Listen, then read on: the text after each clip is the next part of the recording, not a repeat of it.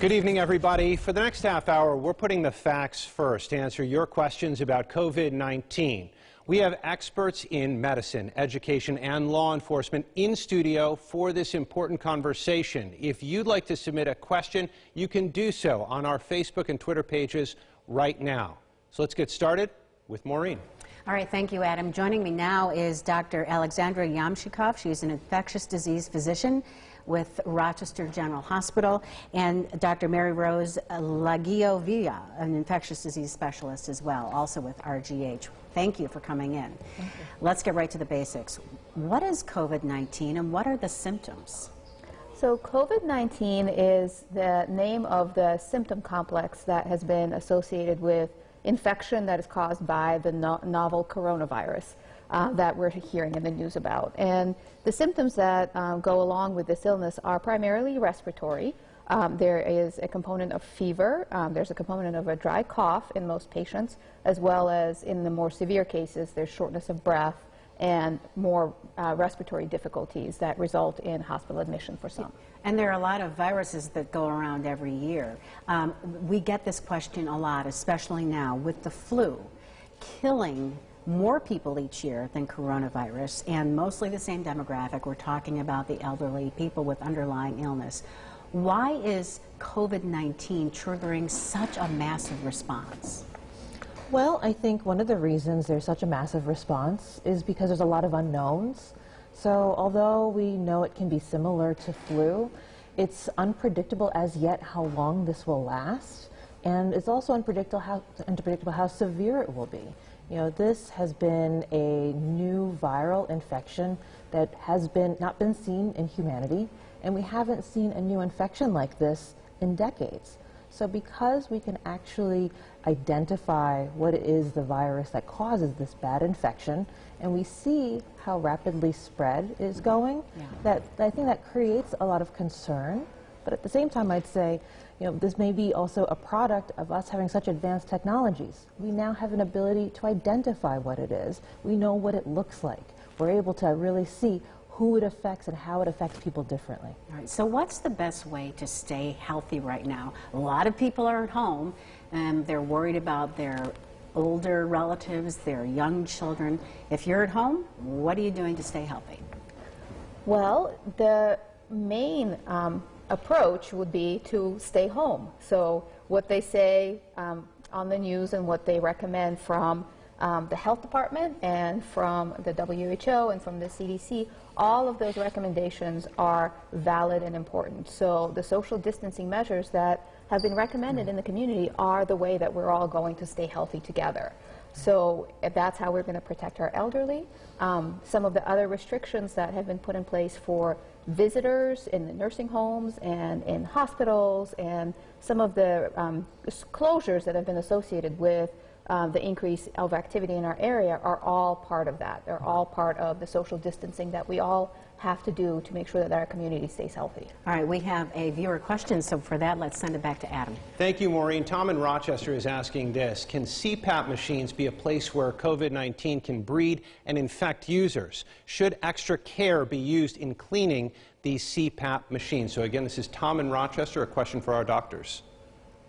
What about? That's a really good question, Tom, and I can see why someone would be concerned about a CPAP machine being a venue to catch COVID-19 or the virus from, but generally how we catch this infection is by common contact with surfaces. So if you were to share your CPAP machine with another individual in your household, which is uncommon, but that might be what you do, then we would recommend that you take the additional barrier. So it's the extra cleaning with approved products such as bleach or other products that are approved for viruses to prevent you from transmitting your infection to the next person. I think in general, by using a CPAP at home, it isn't traditionally felt to be a way that we transmit. And also, I think if you know somebody who has a CPAP machine, it really is a sealed and closed device. So the kind of exposures that we'd be most worried about are aerosolized generating procedures. So sneezing, coughing, where that respiratory wetness can go out. Okay, here's a question. If my children obviously are home, but I'm going off to work every day, aren't I putting my family at risk of exposure because I may be at risk of exposure going out into the community and coming back at the end of the day? That's a very good question. So there, with all the closures and restrictions that have been put in place so far, it is very difficult for parents to sort of go on with sort of the daily routine and the daily schedules of their work and care for their family. Not everyone is going to be able to stay home just because the kids are home. So that is a valid question of, if one of the family members is going out of the home, what are they bringing back? But the goal, the overall goal, is to, if there is some transmission going back and forth, by not having everybody go out and sort of do their own thing every day, hopefully we will be able to limit the spread by that. We're not going to be able to grind society to a halt completely to stop the spread of the disease. We'll have to make sure that we continue to function as a community, but some restrictions do have to be put in place to help mitigate some of those risks. Right. Another emphasis on not panicking. That's good. All right, we've got another viewer question. Adam? This one, by the way, Maureen, a lot of people have been asking. I've seen this out on social media. Sharon Ellison is asking, what should pregnant women be doing? So a very important question. She wants to begin with the basics there. So we'll give this one over to our doctors. Yeah, that's a great question. I mean, I know somebody who's planning a baby shower. Right, right. Tough time. And, you know, I think that we know that pregnant women are vulnerable to bad outcomes from other viruses. Like a 30-year-old woman who is pregnant and gets flu has the higher risk of having a bad outcome from a 30-year-old woman who does not have, who's not pregnant. But I believe that the last time that our institution was on, there are weekly calls from the CDC for updates when they gather this information. And the last information we know is that there is not evidence to show that pregnant women are at higher risk for adverse outcome if they get infected with this virus. Now, that being said, I don't think that means that they should not take all of the recommended precautions. You know, we really should make common sense hygiene more habitual. So frequent hand washing, accessibility to hand sanitizers, being aware of your surroundings, avoiding crowding, avoiding individuals who are also experiencing some illness or respiratory infections. If they are around anyone who coughs or sneezes, keep a distance of about 6 feet. Encourage that person to cough into their elbow or into a tissue. So I think particularly if you yourself are pregnant, or if you're around other pregnant individuals or other vulnerable individuals, to be extra cognizant about this respiratory and social hygiene. All right, Dr. Yamshikov. And if I can actually add to that, that would be great. So this is the time where we really have to approach community living differently. So that baby shower that you mentioned, this is the time to think about how we can still maintain those connections and stay together and maintain those family ties without necessarily having that focus around a communal meal or a communal baby shower. So maybe consider, you know, sort of a book exchange on each other's porches, or having conversations via Skype or FaceTime, and using some of those modalities that we have. Because, you know, this is not really the time to throw a huge baby shower, you know, with what's going on. All right, Dr. Yamshikov, thank you so much. Great answers. Dr. Legiovia, thank you so much. And we will be leaning on you for sure in the days and months to come. All right, so if you'd like to submit a question and see all of our content on COVID-19, go to rochesterfirst.com, and you can also submit a question on our Facebook and Twitter pages. Adam? All right, Maureen, thank you. We're going to switch over from medicine to monetary health, so to speak. The stock market had another rough day, shedding nearly 3,000 points. Coming up, a local financial planner answers your questions and addresses your concerns. Stay with us.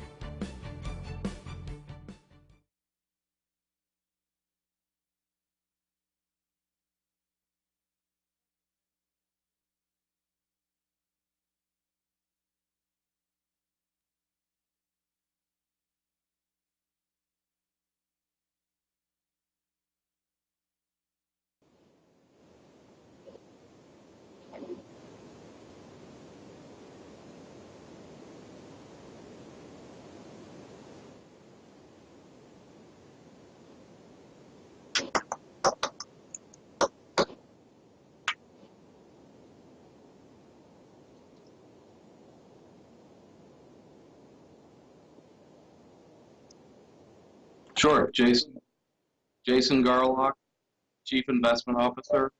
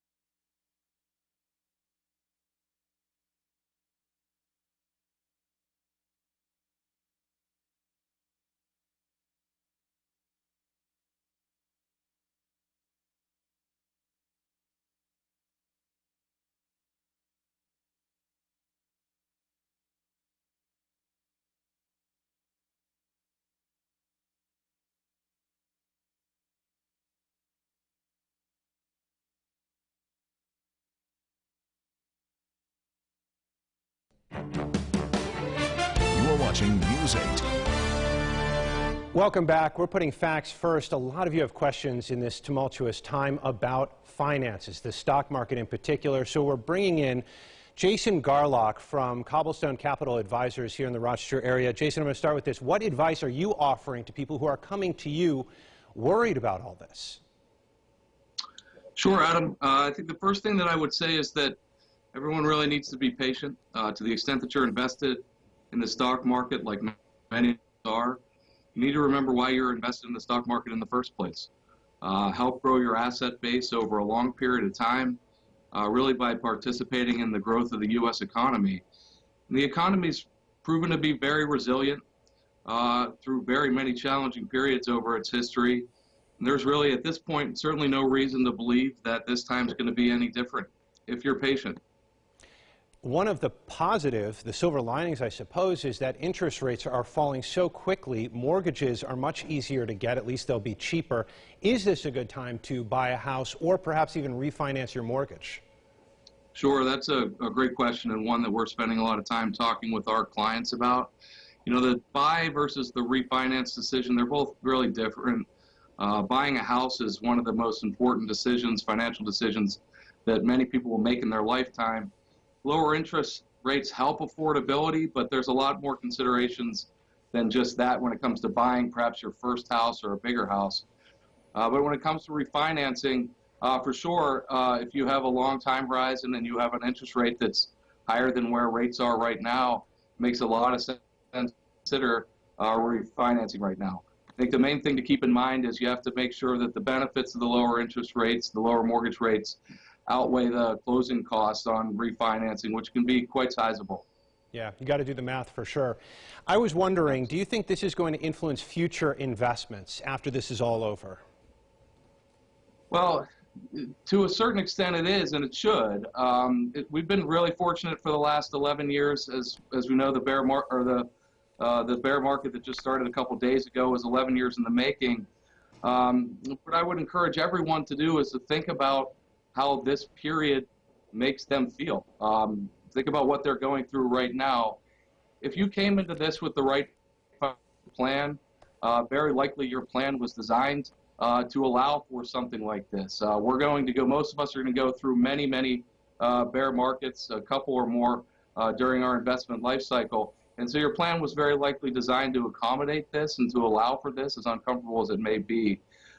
If you find that that wasn't the case, or if you came into this perhaps planned planning for something a little bit different, perhaps not quite prepared for this, then I would think about what you're learning from this, what it means to you as far as risk tolerance, and use that to guide your financial planning decisions going forward. But by all means, the time to be making dramatic decisions that result in changes to your financial plan, they're not decisions you should be making now. You should wait until the dust settles to do that. Great advice. Jason Garlock from Cobblestone Capital Advisors. Thank you for your time, sir. Coming up, we're going to move from finances over to education. We have a local superintendent. You can submit your questions right now over at our pages, our Facebook and Twitter pages. Again, a superintendent to talk about the new normal for at least the next couple of days, next couple of weeks, what's happening behind the scenes. We're going to get those answers for you coming up.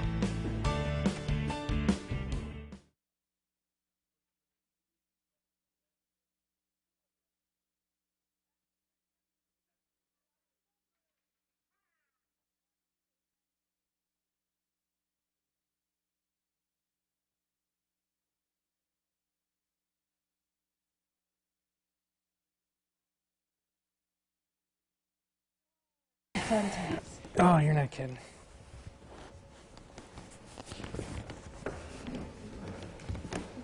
Yeah, Sure, no problem at all. so this is what's happening. Sure, how's that? Does that sound good? Sound good? Great. Am I good? Ooh, 2 minutes, not a lot. So, we had to prioritize. Sure.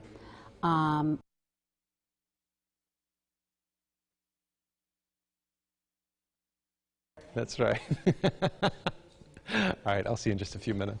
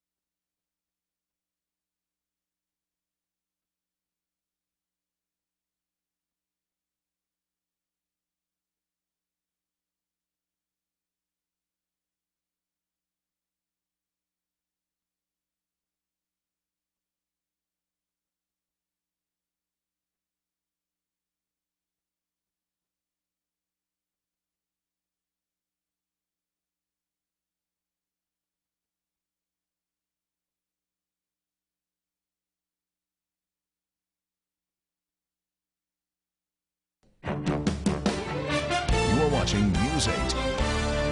Welcome back, everyone. News 8 putting you first to answer your questions about COVID-19. And right now, we're joined by Kevin McGowan. He is the superintendent of Brighton Schools. He's also the president of the New York State Council of School Superintendents. You've got a lot on your plate. Sure. First question, though, how long are schools prepared to stay closed? So in Monroe County, the superintendents have been discussing this each and every day. We worked with the health commissioner, the county executive, and had a pretty in-depth conversation about what makes the most sense. We're prepared to stay closed as long as we need to stay closed to certainly stem the tide of a pandemic and to keep everybody healthy and safe. What was announced today by the governor was that schools will be closed across the state for 2 weeks, so we're prepared through April 1st, but then we'll make that decision on a rolling basis, and again, be prepared to stay closed as long as we need to keep everybody safe. All right, and because we don't have a lot of time, 3 things. Will students still be able to learn? Is there really going to be online learning, district to district to district, school to school? What about basic services like meals and, you know, other services that families rely on through Sure. school? I couldn't be more proud of our colleagues throughout our district in the Brighton Central Schools, throughout Monroe County, throughout New York State, for planning for continuous learning for our students. So it depends, district to district. There are different plans in place being communicated very clearly by my colleagues to provide continuous learning. Teachers have been planning, working awfully hard over the last couple of weeks to look at how that could happen and to put plans in place. Again, it varies by district, but continuous learning is a focus. Most importantly, though, people are thinking about basic needs and how do we take care of the most vulnerable in our school communities, planning for meals for kids, Again, plans vary district by district, but people are making food available, planning on delivering food if need be, making sure that all of our families are taken care of, and then thinking about other basic needs, reaching out to families to provide counseling services, to connect them with human services across our community that are really coming together to take care of families. And this is where being online and using social media can be a great benefit. If families, if parents have questions in their own individual districts, what should they do? Sure, they should reach out to their district. A lot of districts are setting up hotlines, different phone numbers available. Email their building administrators, their counselors, their teachers are reaching out to them, their principals, and then online there's a lot of resources available. I'd say go to your district's website. They're making it very clear right at the front end what is available to families. All right, Kevin McGowan, we appreciate your guidance through these very interesting times, and no doubt we'll be talking with you again. Thanks so much. My pleasure. Thank you. If you would like to submit a question for our experts, go to our Facebook and Twitter pages right now. Adam? Maureen, thanks. Coming up, Monroe County Sheriff Todd Baxter is here to answer your questions about emergency response, enforcing COVID-19 mandates from the state, and more. Stay with us.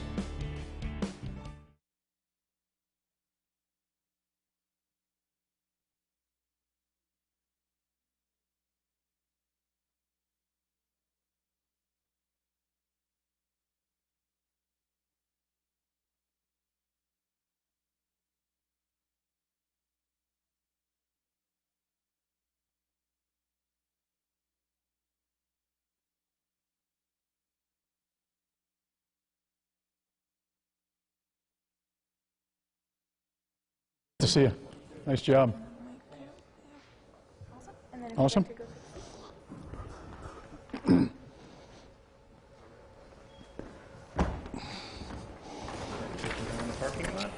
What?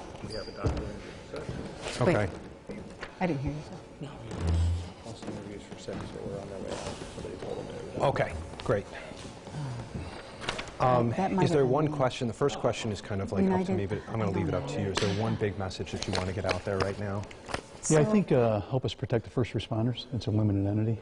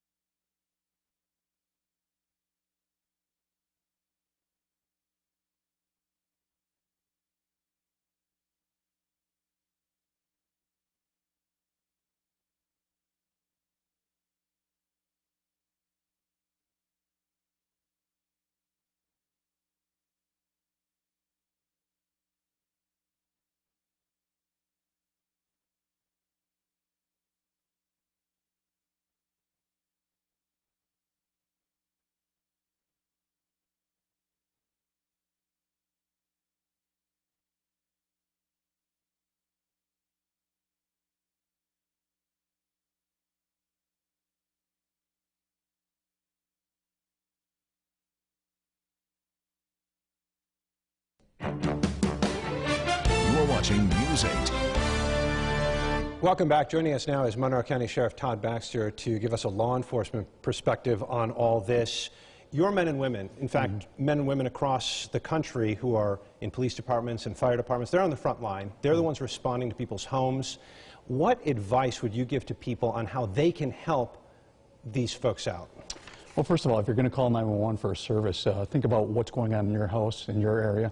If you believe you have an infection, make sure the 911 operator knows that so they can dispatch that information to us. And all our deputies and police officers and firefighters are trained to recognize that and respond appropriately, whether they stay outside the house and question from outside the house or put on protective gear if they have to go in the house. But it's essential that we know as we're arriving on scene. Any other steps that your department's taking? Yeah, we've done tons. If you think about the sheriff's office, we've got a jail with over 700 people in it, inmates, and about 200 deputies working at any time. Confined space, so we've taken a lot of preventive maintenance to make sure the virus is not getting into it by limiting visitations and working with our deputies, screening them before they come to work, screening all the visitors that do have to come in. and continuously cleaning the place. One of my majors said today, it smells like a pool inside there. There's so much disinfectant, but you can only imagine if the virus got inside there, the havoc would be caused. Speaking of the jail, we do have a question from a viewer. Maureen, you have that from Danielle Ponder. That's right. She asked, how will the sheriff protect those who are incarcerated? Is he for compassionate release like we saw in Ohio? Will he end the weekend work program where hundreds of people come into the jail? That's a great question. See, we're responsible, for the safety and security of the prisoners that are put inside the Monroe County Jail. So we've ended all visitation for that very reason. We're starting video visitation tomorrow and give that for free while this restriction goes on to our inmates. We stopped the weekend work details. They have stopped coming into the jail, and we're able to postpone those and push those out later for people that have to do their time to society. So we're looking at all these potential things to keep it as sterile as possible inside that location. All right, well, good luck to you. Yeah. Sheriff Baxter, always a pleasure to have you. Maureen, I'm going to send it back to you. All right, thank you, Adam. And coming up on News 8 at 6, testing for COVID-19. We're going to tell you which hospitals are ramping up tests and who will get those tests next.